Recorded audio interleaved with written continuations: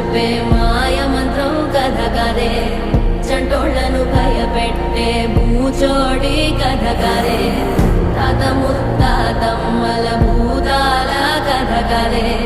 విక్రమాదిత్యుడు చెప్పిన వేదాళుడి కథ కదే, దీపము నుండి దెయ్యం వచ్చే అల్లావుద్దీన్ కథ కదే, ఇది ముడత చర్మం ముసలి చెప్పే కథలాంటి నిజమేలే.